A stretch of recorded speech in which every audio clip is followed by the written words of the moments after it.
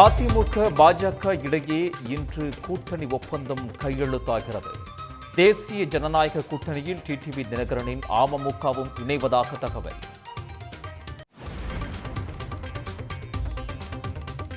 பழனிசாமி தலைமையை டிடிவி தினகரன் விரும்பாததால் பாஜகவுடன் மட்டும் ஒப்பந்தம் கையெழுத்தாகிறது. பாஜகவிற்கு ஒதுக்கப்படும் தொகுதிகள் அமமுகவிற்கு பிரித்து வழங்கப்படும் என தகவல்.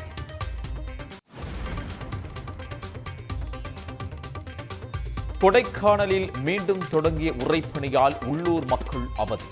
பனி படர்ந்த ரம்மியமான சூழலை சுற்றுலா பயணிகள் கண்டு ரசிப்பு.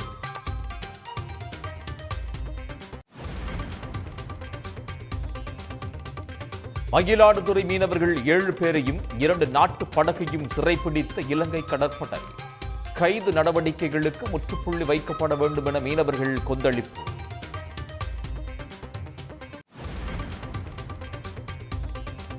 கரிக்கோழி வளர்ப்பவர்களுடன் இன்று நடைபெற இருந்த முத்தரப்பு பேச்சுவார்த்தை ரத்து. கரிக்கோழி விலை மேலும் உயர வாய்ப்பு.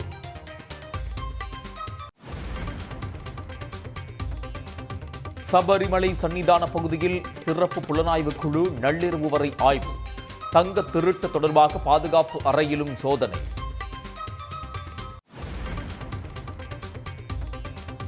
சபரிமலை விவகாரத்தில் சென்னை, திருவனந்தபுரம் உள்ளிட்ட இடங்களில் அமலாக்கத்துறை சோதனை முடிந்தது. 6 ஆண்டுகளாக நடைபெற்ற முறைகேடுகள் தொடர்பான ஆவணங்கள் சிக்கியதாக தகவல். நீதிமன்றத்தை தவறாக வழிநடத்த முயற்சிப்பதா என உச்சநீதிமன்றம் காட்டம்.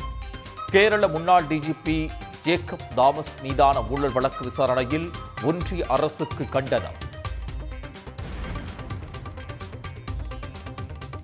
ஆண்டுதோறும் அரசின் உரையை வாசிக்காமல் ஆளுநர் முரண்டு பிடிப்பதாக முதலமைச்சர் மு.க.ஸ்டாலின் கண்டனம்.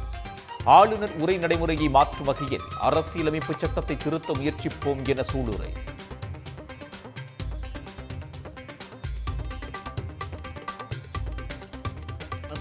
ஆண்டின் தொடக்கத்தில் ஆளுநர் உரை என்ற நடைமுறையை விளக்கும் வகையில் அரசமைப்பு சட்டத்தை திருத்துவதற்கான முயற்சிகளை இந்தியா முழுவதும் இருக்கும் ஒத்த கருத்துக்கள் கொண்ட அரசியல் கட்சிகள் துணையோடு இந்திய நாடாளுமன்றத்தில் திராவிட முன்னேற்றக் கழகம் முன்னெடுக்கும் என்ற உறுதியையும் இந்த மாமன்றத்தை அறிவித்து நன்றி கூறி அமைகிறேன். சட்டமன்றத்திலிருந்து வெளிநடப்பு செய்த ஆளுநர் ரவிக்கு வலுக்கும் கண்டனம். உடனடியாக பதவி விலக வேண்டும் என கட்சித் தலைவர்கள் வலியுறுத்தல். கூட்டணி பற்றி திமுகவுடன் மட்டுமே பேச்சுவார்த்தை நடத்தி வருகிறோம். தமிழ்நாடு காங்கிரஸ் தலைவர் செல்வ பெருந்தகை திட்டவட்டம்.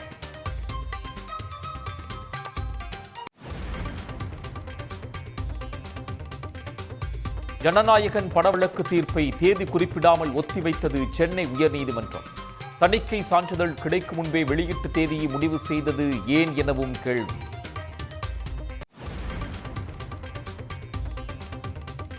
பாஜக அழுத்தம் கொடுக்கிறதா என்பதை நடிகர் விஜய்தான் கூற வேண்டும்.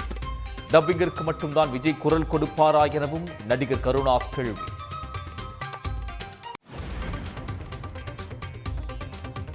உத்தரப்பிரதேசத்தில் 2 ஆண்டுகளாக விமானங்களே வராத குஷிநகர் விமான நிலையம் 2021ஆம் ஆண்டில் 327 கோடி ரூபாய் மதிப்பீட்டில் பிரதமர் திறந்து வைத்த நிலையில் முடங்கிய அவலம்.